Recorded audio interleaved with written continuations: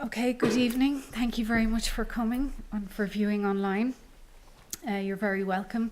My name's Carol Kavanagh, Chair of the Roads and Transportation Society. We're delighted to have you here this evening, either in attendance or online. We'd like you, I suppose, to check out our Roads and Transportation page. Our next lecture will be the 21st of November, and we're hoping to have David O'Connor talking about traffic evaporation then, which will be a very interesting topic. So just for tonight, I suppose we have a double bill of presentations. The Association for European Transport are holding the 2018 European Transport Conference in Dublin this year, so it's on at the moment between the 10th and 12th of October. We couldn't miss out on an opportunity like that, so we're delighted to have two of the presenters from the conference here tonight. The first presentation is on the effect of traffic lights on pedestrian movements by Rob Tobin.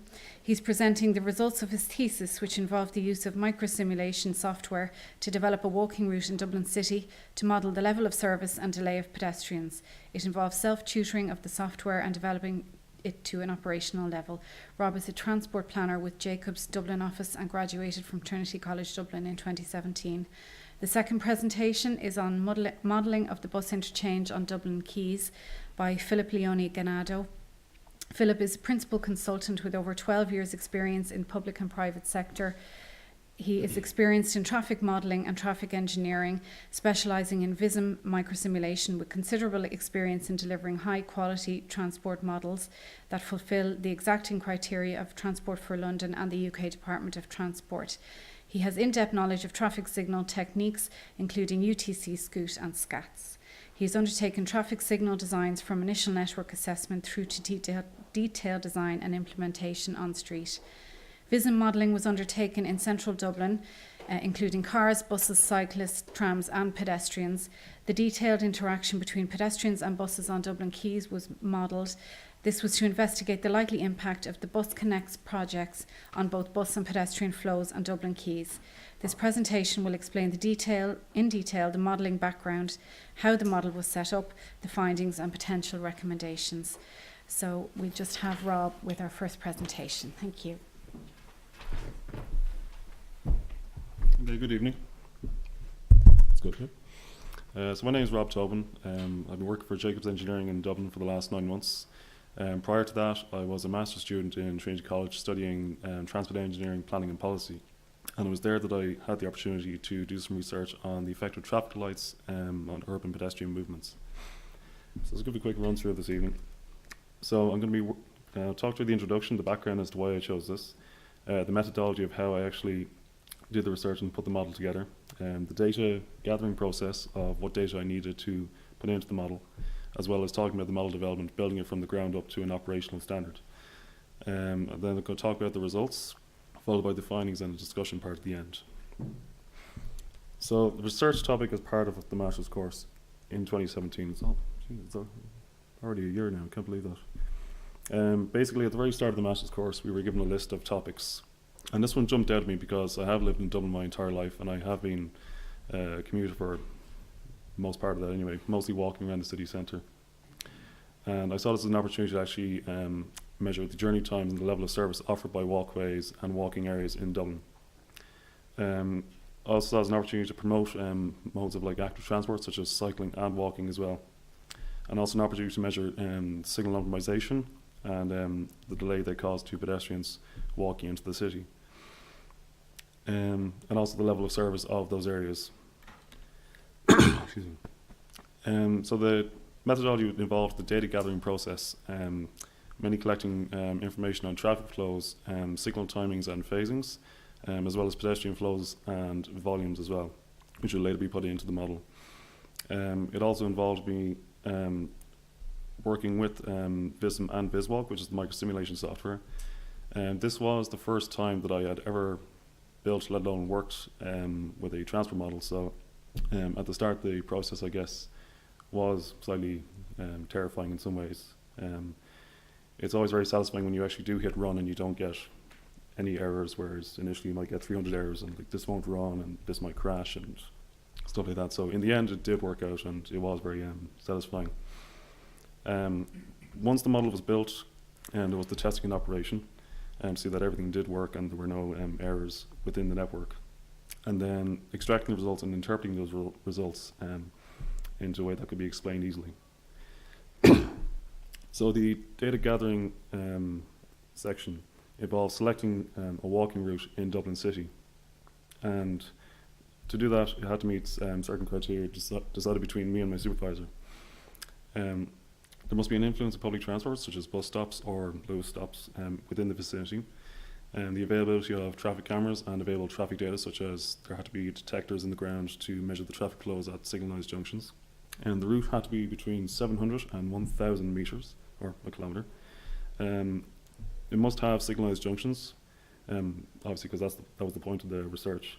So for example, like you could model Grafton Street from top to bottom, but in this case it wasn't really considered because there were no signals. And it also couldn't be influenced by any construction works. For example, the Lewis Cross City construction works which were going on in the city centre at the time of the research. So we identified 6 routes, which I looked at in detail and made a decision to study one route. I'll just give you a quick run through. The first route was between the Touche Bridge, or Rathmines Bridge, down to Wexford Street. So there were 5 signalised junctions along that, a radial pattern running from south to north. It does take in a lot of traffic, both pedestrian and vehicular, from the southern suburbs of the city, such as Rathmines, Terenure, Rathgar. The length was 900 metres, and it was influenced by a number of routes, main core bus routes stopping along the route, as well as the Harcourt tram stop nearby. The second route was the exit from Tower Street Station, one of the busiest train stations in the city centre. It only had one signalised junction in the immediate vicinity, with multiple route options as well. The third route was Harcourt Street to Kildare Street, a distance of 1.4 kilometres, with only 3 signalised junctions on the route. After looking at this into more detail, it was found that the majority of pedestrians will actually cut through Stephen's Green, which kind of eliminated the route from the group of choices. Route 4 is from Conduit to Dorset Street, with 7 signalised junctions and a distance of 1.4 kilometres, similar to that of Route 3. But it was found that pedestrians would, instead of going from A to B, would choose different routes to actually get into the city centre. And also towards the end of the route, it was influenced by the Lewis Cross City works around Dominic Street. Route 5 was the same situation as Tower Street, where there was actually 2 signalised junctions in the immediate vicinity with multiple route options. And then Route 6 was Bridgefoot Street to Christchurch near the Guinness factory, a distance of 650 metres. 5 signalised junctions were on the route, 2 of which were quite complex as well. And it was also influenced by public transport, bus stops, retail outlets, educational institutes, and tourist attractions if you include the Guinness factory. So these are all the route options in one map. And when it came down to deciding my final route choice, it was considered the number of signalised junctions, the distance, as well as public transport having an influence, but also down to local knowledge. So I chose Route 1, mainly because I've been commuting along this route for the last 4 years, I guess, either for work or for college. So I was very familiar with the route as regards the junction design, the signal times, and where the pinch points for pedestrians were, and also how heavy it can be in the AM peak hour. So then to the data gathering. So I obtained signal times and cycle times for the route from the local authority, who used the SCATS traffic management system. So you can see on the graph here that you can see the phasings on the left side, which show the green lights, and the small arrows indicate the pedestrian phases where they could cross. This is actually at the end of the route I chose, which is Cuff Street and Wexford Street. And the traffic flows were obtained from the blue markers, which are the vehicle detectors built into the ground. So the traffic flows. Even though this was a pedestrian model, you could incorporate the road network into it as well, to have them both working simultaneously. So I thought it'd be important to actually represent the traffic flows as they would be in real life or for this period in time. So I was able to obtain the traffic flows from the local authority as well for the time period that I requested. And these were summed from the arms that they approached, and they were put in as vehicle inputs into the extent of the model. And then the most important part was the pedestrian volumes, as this was a research involving pedestrians. I myself conducted these counts across all 5 signalised junctions over, it was a Monday to Friday actually, each morning between 8 a.m. and 9 a.m. And I basically took all the volumes from each approaches, so northbound, southbound, eastbound and westbound. As well as this, I looked at the compliance rate, so the number of pedestrians that would obey the red light at a signalised crossing and those who would cross against the red light, which I would use later on in the model during development to put the compliance rate in as a percentage to make it more realistic. I also looked at the general observations of pedestrians at signalised junctions, which I'll talk more about later on, but it was quite interesting. At some of the more complex or larger junctions, I did have the facility to use the traffic cameras at the local authority to count pedestrians instead of standing on the side of the road, sucking in all the emissions, I guess. So the pedestrian volumes of the route, it runs north to south actually. Latouche is in the south, Wexford Street is in the north.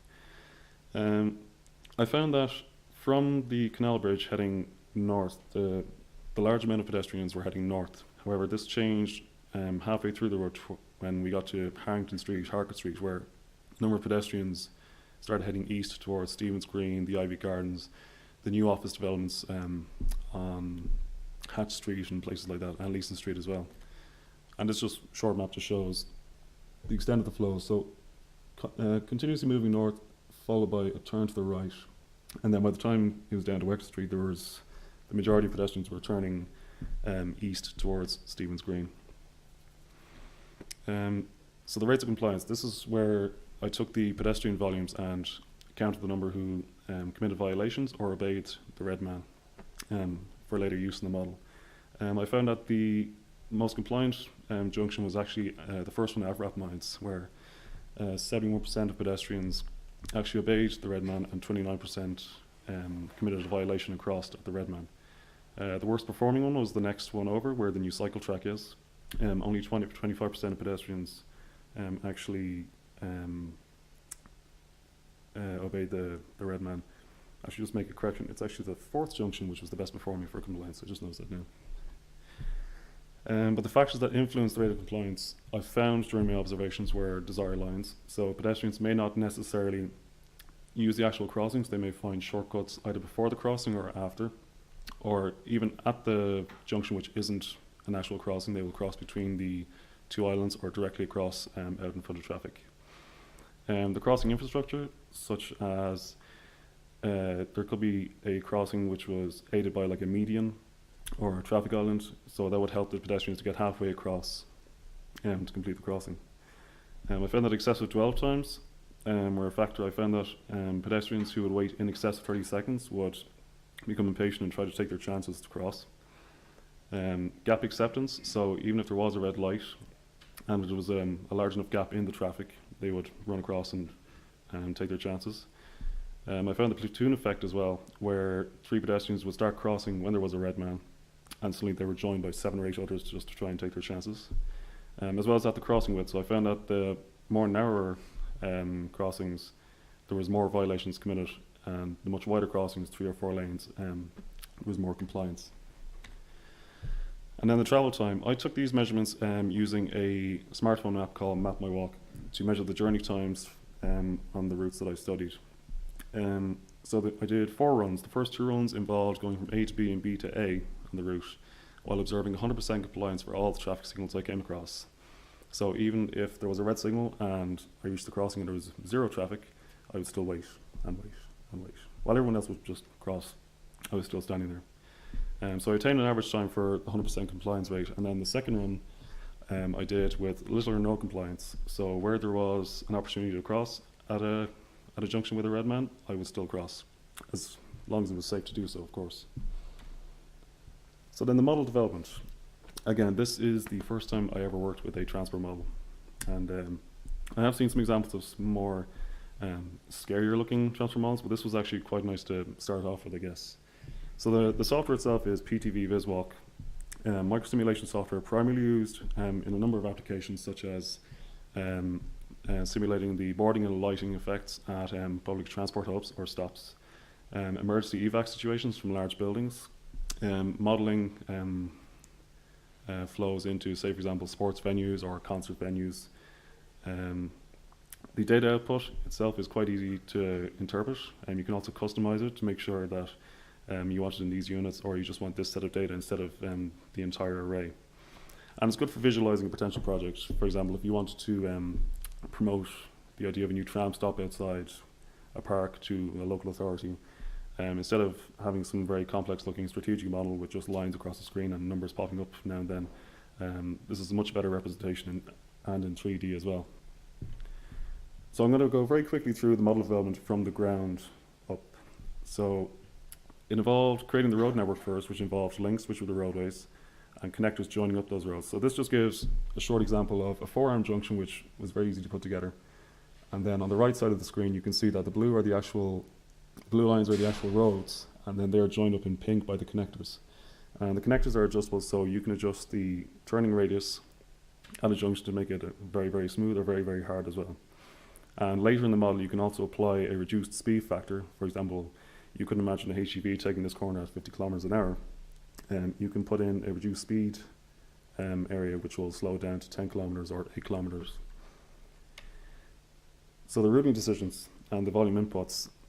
Like I said before, I obtained the traffic flows from the local authority, and these were put into at the extent of the model where traffic would enter into the network.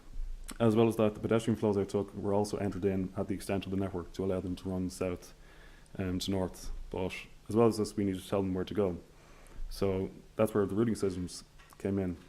So the routing decisions guide vehicles through the junction, and it's based on percentage and relative flow. So for example, you could say 20% will turn left, 60% will go straight ahead, and the remaining percentage will turn right as well. And then the pedestrian network, which was crucial to this. It kind of works in harmony with the road network, except that pedestrians use special areas. But they also use links, but it's important to classify those links as pedestrian areas only, so the cars won't attempt to drive on those links accidentally. Like I said, both networks can be modelled simultaneously as well, with the use of 2 licenses. The conflict areas were important as well. Basically, these are, I guess a good example would be to use a non-signalised pedestrian crossing, where the cars have the right of way over the pedestrians, or the pedestrians have the right of way over cars. So this will actually be inserted into each of the lanes at the pedestrian crossing. So for example, if pedestrians have the right of way, the cars will stop as pedestrians are crossing onto the pedestrian crossing. And then you can reverse that, so pedestrians will have to wait as a car is approaching as well. And the signalling, like I said, I did get this data from the local authority to mimic the situation, or the real world situation, as close to reality as possible. The vehicular signals and the pedestrian signals could be put into one signal controller, and then these were inserted as signal heads at each junction at the correct location as well. For the pedestrians, for the rate of compliance, the percentages I took, for each junction I inserted it as a percentage. So for example, the best performing junction for pedestrians was 75%, so I would insert those at each of the pedestrian signal heads at that junction, and vice versa for the worst performing junction for compliance. And then was the operational testing, which was a lot of fun. I think it took me 2 days to finally knock out all the kinks and errors from it. But it did teach me a logical way about how to actually start to operate a model like this. So there were several runs involved to check for any errors, such as cars turning the right way, or cars reaching A to B. Checking for bottlenecks as well in the network, which could lead to a domino effect where you might have a build-up of traffic, and this can cause every other junction to fail as well. The signal compliance, to make sure that there was enough intergreen time as well to allow cars from one arm through a junction before the next arm gets released. As well as that, also check for pedestrians that they were reaching, or they were measured with the correct compliance that was set at that junction. At the area and road compliance, to make sure that the routing decisions were working as well. and restricted class checking, which involved for example, the creation of a bus lane. I think in this route there was a bus lane from the Camden Court Hotel up to I think it was Richmond Road. So I was able to put that into the model, and I had to check that and make sure every other vehicle class that was set was actually blocked and only buses could use it. So I'll just actually give you a quick, I don't know if the camera can see this. So down at the left side is Wexford Street working all the way up to Rathmines Canal Bridge, which is up to the right side there. And then this just gives a 3D example of the model in action. So on the left side is the Bleeding Horse Pub, the Charlotte Way, Camden Street Junction, and this is how it was represented in the model as well. You can see that the pedestrians have the green man, while the cars coming from Rathmines have the green light for turning right, and the other signals are red. And then the results for the travel times. These are the results I got from using the smartphone apps. Again, for the 4 runs, 2 for obeying all the signals, and then 2 for trying to cross with as little compliance as possible. So for the first run, I got 726 seconds total journey time, followed by 564 seconds for committing as many violations as possible, or just not obeying the red lights, which came to a total difference of 138 seconds. And the results output from the model showed 840 seconds with 100% compliance set at all the signals, 50% compliance was 792 seconds, and then 0% compliance of 707 seconds. If you've noticed, there is a difference between the model's 100% compliance rate and my compliance rate of about 90 seconds. I looked back at this after, and I looked at the pedestrian walking speeds, and they were set correctly between 5 and 6 kilometers an hour. And only afterwards I probably came to the conclusion that I am quite tall and my legs are quite long, so I probably walk a lot faster than most normal commuters would, I guess. And then the delay. So with 100% compliance set at each of the signal heads, delay was measured at 128 seconds. With 50% compliance at the signals, it was 84 seconds, and 0% compliance was set to 40 seconds.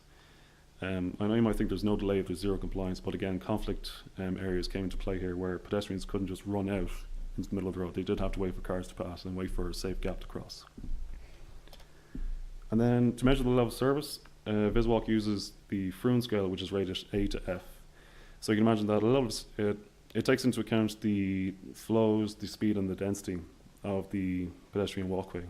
So you can imagine the level of service A would be walking through the city centre on a Sunday morning. There's nobody about. You can walk at your own speed, at your own direction, and there's nothing influencing you to change direction.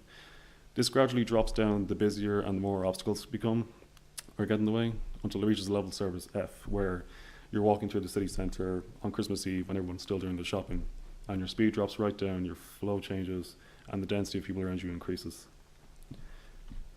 So for my route, I found there to be a rating of A to C between the junctions along the walkways. Obviously in A, where the footpath was wide enough to take the number of pedestrians on it, and this would drop down to where the footpath narrowed and there were more obstacles in the way, which were modelled, such as bus shelters, bins and trees. These could all be modelled. And then the rating dropped from A to C to D and F, between D and F, in the vicinity of signalised junctions and pedestrian crossings. Obviously the influencing factors were queuing, where there was a build-up of pedestrians at the signalised crossings. This also affected pedestrians passing by, because as there was a queue building, pedestrians passing by would also become obstructed by these people waiting to cross as well. And like I said before, obstacles such as bus stops, shelters, seating areas could also downgrade the level of service from A to B or even a C. And like I said, the width of the walkway came into play. Obviously, the wider the walkway, the higher level of service, and the narrower, the lower level of service. So the findings, which I found, is that delay incurred can result in a low compliance or alternative route choice made by pedestrians, and that the delay increases with an increase in compliance. So the more compliant you are at signals, the longer your journey time is going to be, obviously. The level of service is affected by the signal timings, as well as the queuing experience at these junctions, and the delay incurred as well, and also the obstacles as well, which can force you to change direction or deviate from your natural course, I guess. There is kind of an economic cost to this as well, where I know that most transport models take into account vehicular movements. So, for example, there could be a greater economic benefit if you were to, for example, model the same route but in a different software, where you would see the benefit of getting cars into the city centre as fast as possible. So you would increase the signal times. This could have a negative effect on the pedestrians as well. And that's why I think that, I know pedestrian modelling is up and coming in Dublin, but I think there is good emphasis to take into account pedestrian movements, especially around the city centre, where active modes are becoming more popular.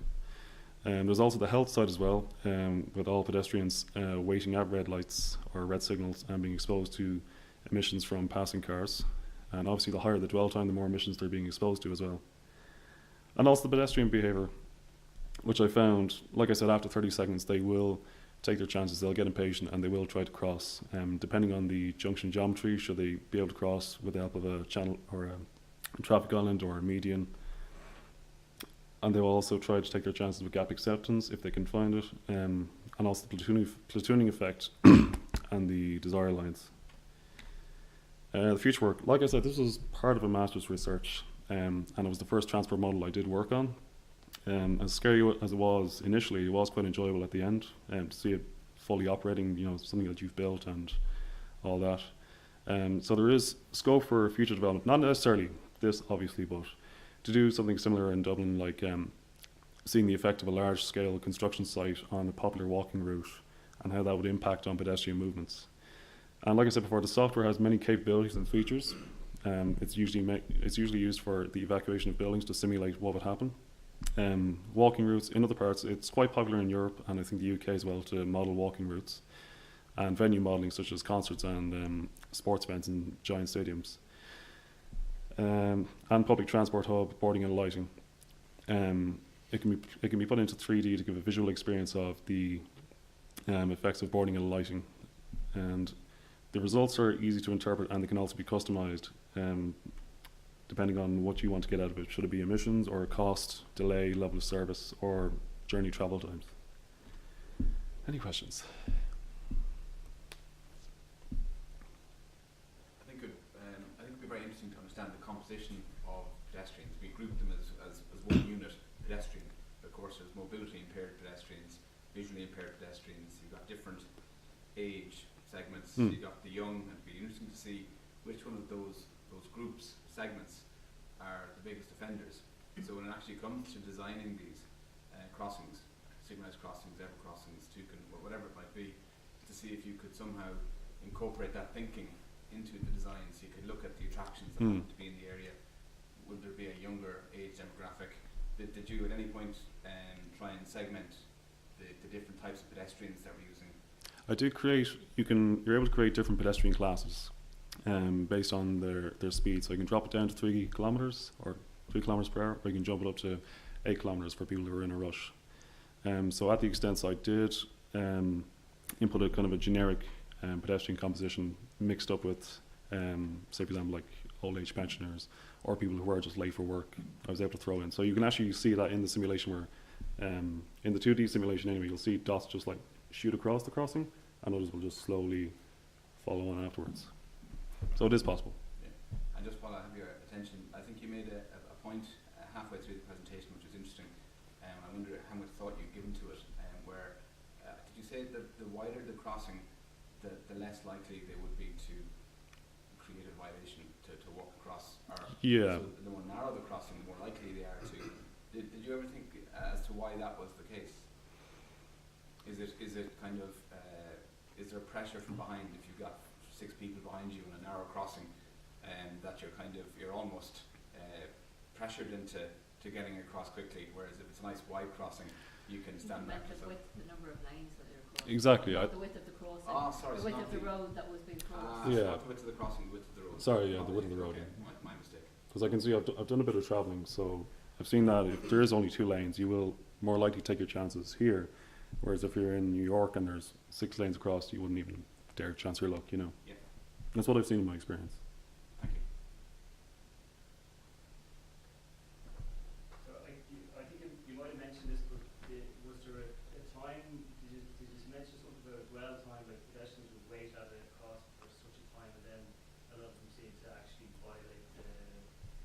Yeah, that was some previous research I did where it stated that pedestrians will normally wait 30 seconds before getting impatient and trying to chance their arm, regardless of what colour the signal is. I did find this when I was actually taking measurements. Not even 30 seconds in some cases. I guess it depends how late they were for work. I guess could also have been a factor, but. And was that was fairly consistent along the route, was it? That kind of 20, 30 seconds? Or? It came down to the junction design as well, to be honest. I guess the more complex the junction it was to negotiate, they wouldn't waste time trying to obey the signals and get across. They would try to get across as soon as possible. So they might just arrive at the crossing, and if it is clear, they will go straight across. They won't even bother waiting. When you modeled the pedestrian crossing back in really in the summer, did you use the data that you surveyed, like, or the data that you received as a model? So I received data from the local authority for the road network, and pedestrian data I got myself by surveying the junctions. And so I was able to put them in both and have the road network and the pedestrian network, in this case Vism and Viswalk, work hand in hand together. So you used the data that you obtained? Yeah. And did you find it complaint with people crossing? So were people able to cross in the time that it was given to them? Because sometimes I find that it's very hard to, it's like very short time to crossing, so that it could be something. There is a factor of safety built into most of the crossings in Dublin. I know in some cases the green light will only stay on for 6 seconds, and then it jumps to the amber light for 11 seconds, but still gives time to cross. No, I found people they were able to get across in time anyway, regardless of the width or the number of lanes anyway. And there was that factor of safety built into the signal times. Okay.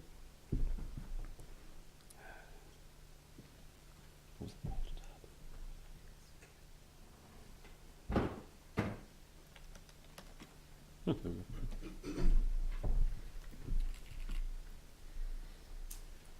Okay, welcome to the second presentation. I'm Philip Leone-Ganardo, and I'm going to be presenting on the modelling of the bus interchange on Dublin Quays as part of the Dublin Bus Connects project. I'm a principal consultant. I've been working in both the public and private sector, so I've worked for 3 years in Jacobson, and before that I was working at Transport for London in the public sector. So I imagine quite a few of you know quite a bit about the Dublin Bus Connects projects already, but just in case you don't, the Dublin Bus Connects project is a project to redesign bus routes in Dublin. So what it will do is it will rationalise bus routes into high frequency spine routes, and each spine will have various branches that will serve more local areas. So there'll be one spine route, might be route A or route B, and they'll split into route A1, B2 and so on.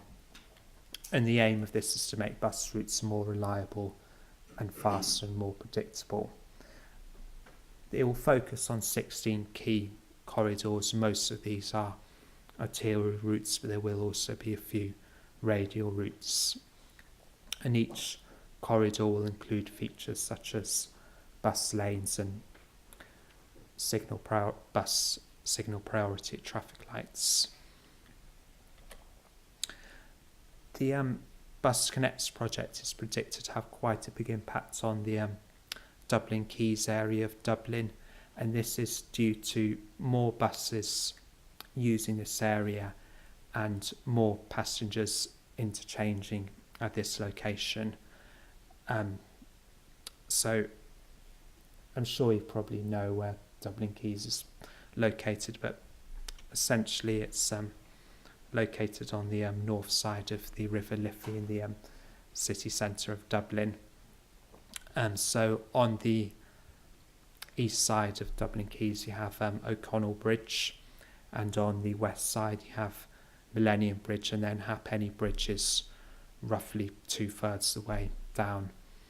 And then Bachelor's Walk is the busiest section of Dublin Quays in terms of pedestrian numbers, and this is the section close to Halfpenny Bridge. It's a very busy tourist area, so there's a high number of tourists, and it's very busy for buses. So a lot of tour buses start and end on Bachelor's Walk, and there are also a lot of intercity bus services terminating on Bachelor's Walk as well. In addition, there are a large number of local bus routes, and that's the situation at the moment and will be in the future with the Bus Connects project.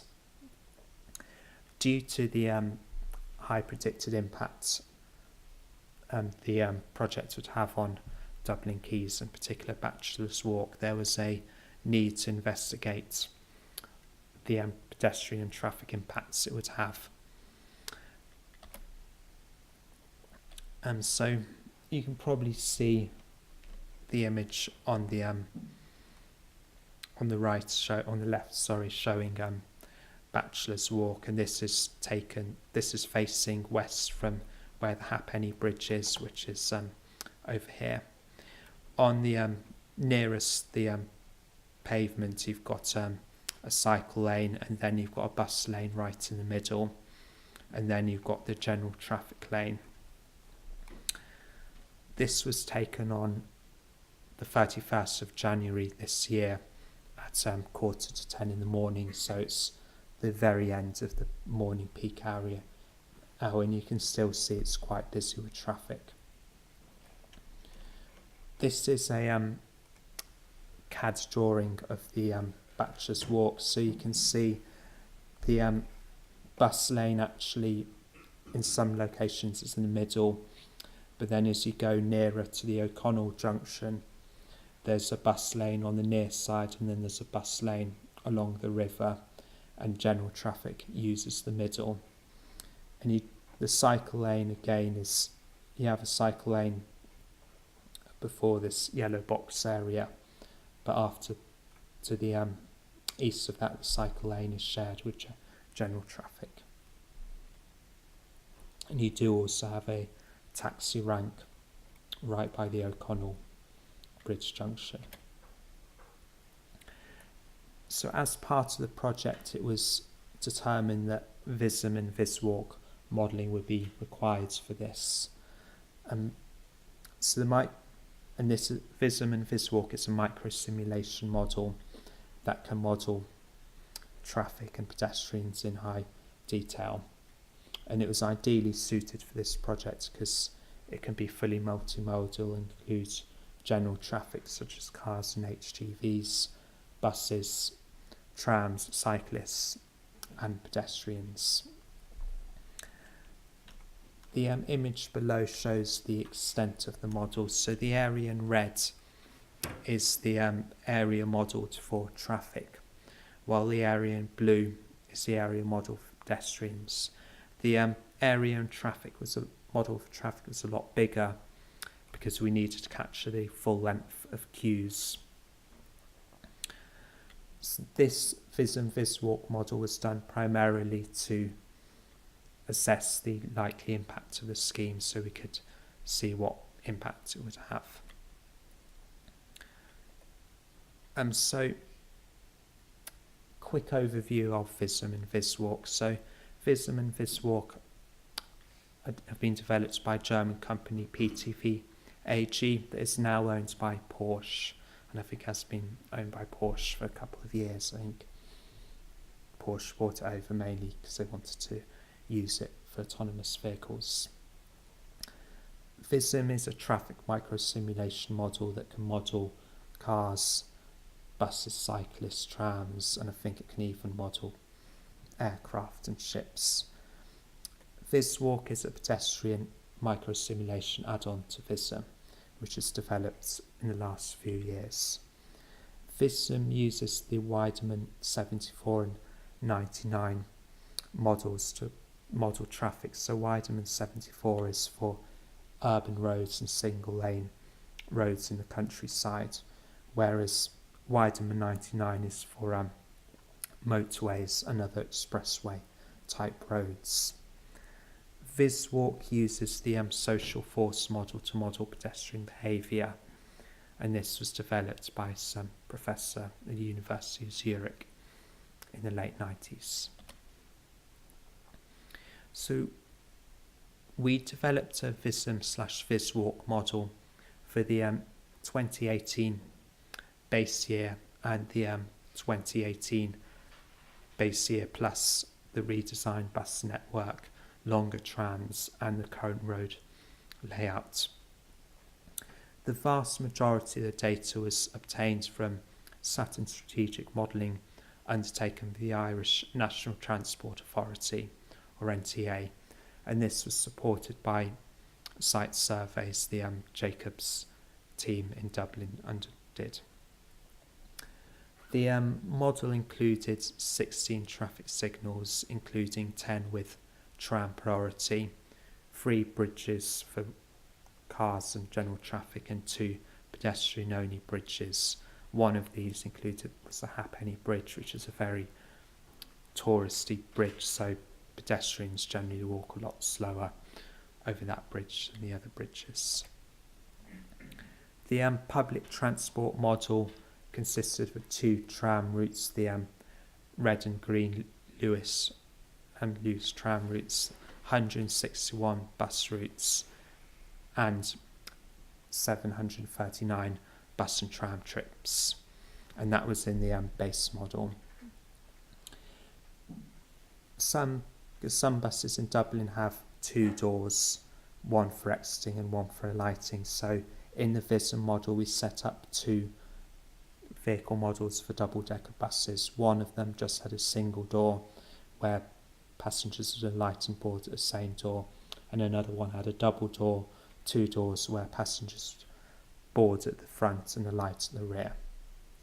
We also set up a vehicle model for 55-metre trams for the Do Something model.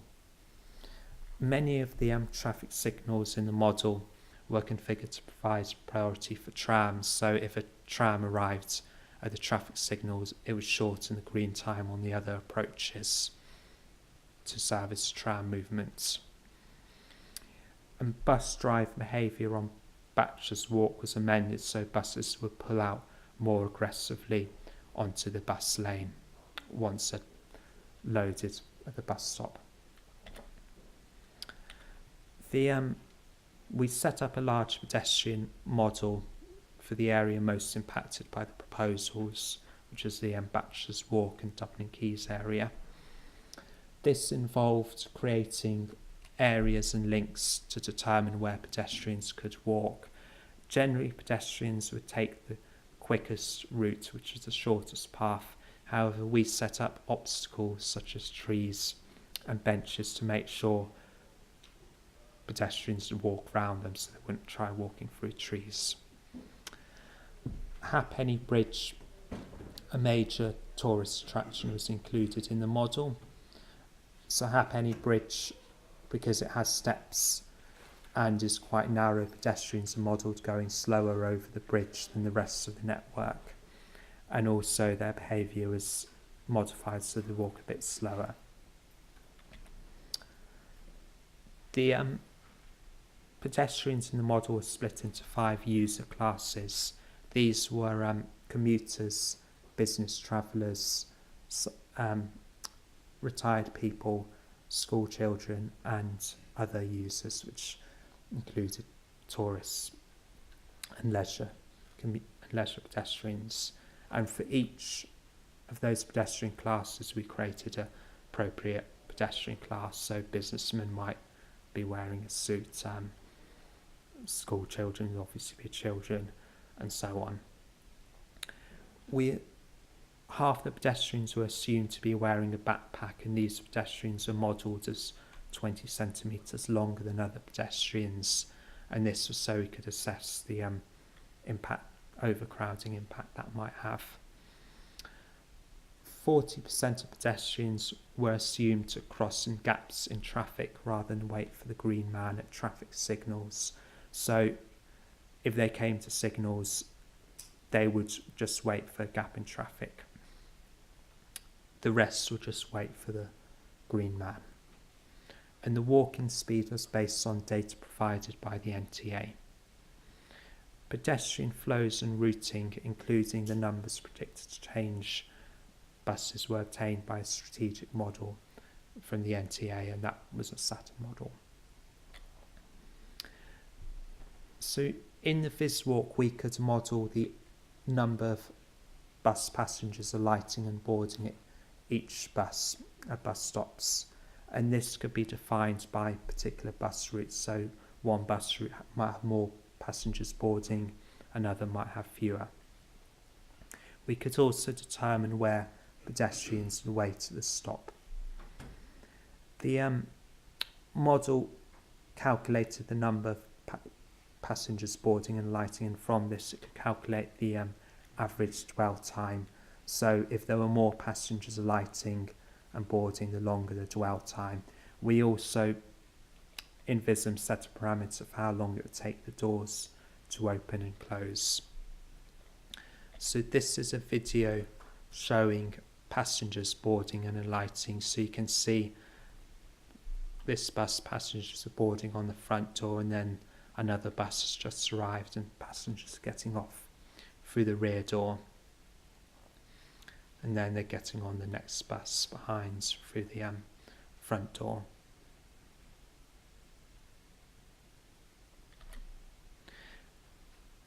When we set up the model, the main thing we found initially was that pedestrians were just not aggressive enough, and as a result large bottlenecks were occurring, and it was ending up total gridlock for pedestrians, which obviously wasn't realistic. So therefore we modified pedestrian behaviour, so pedestrians would walk faster at bus stops. For example, some might run to catch their bus, and they would push through other pedestrians more, and they'd also set smaller personal spaces, which they might do at a crowded situation. The VisWalk social force model parameters were amended to create the desired behaviour at these bus stops. So below is a list of some of the parameters that we changed. I won't explain all of them, but in general we set up a separate behaviour for bus stops, which was designed for pedestrians to act more aggressively. So for example, the lambda one, increasing that results in pedestrians forcing their way through other groups of pedestrians more easily. So we assessed the model on journey times for traffic and pedestrian level of service. So I think you've seen this, a very similar image from Rob's presentation, but basically you can see that A is really good, so A's pedestrians are not delayed at all, and F, which is the image on the bottom left, they can barely move, and they would have to shuffle their way through, and the pedestrians would get quite annoyed in that situation. And the pedestrian level of service is determined solely on density, so the more pedestrians there are per square metre, the lower the level of service. And we assessed pedestrian level of service at different sections along Bachelor's Walk, which included Halfpenny Bridge and the bus stops.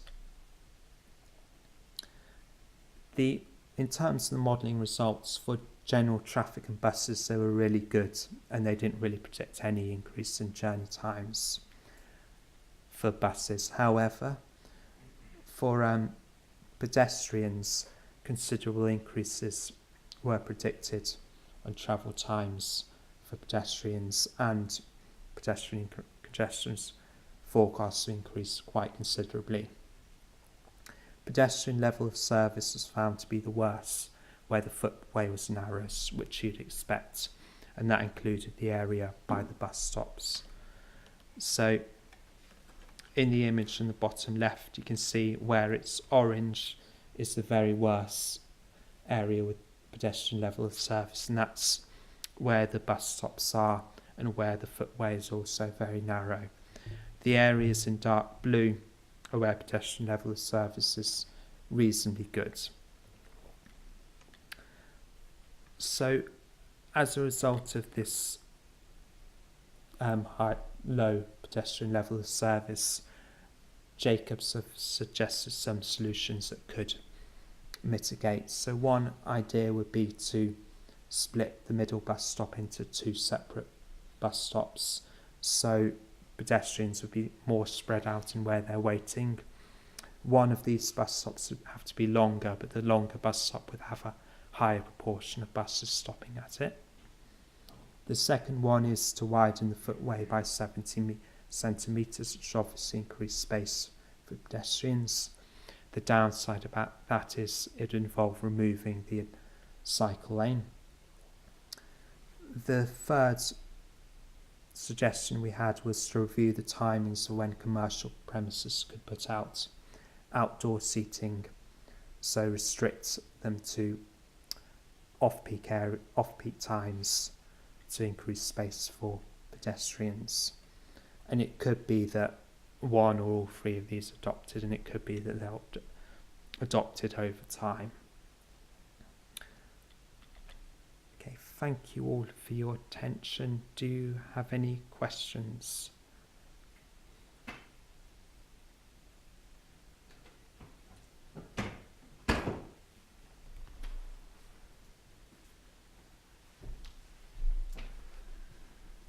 Okay, well, I don't think we have any questions for you unless somebody wants to jump in. Oh, well, we'll just say our final thank you then very much. Thank you both for coming in to speak with us this evening. We're delighted to have you, and we look forward to seeing you again, and good luck with the conference tomorrow. Thank you. Thank you very much.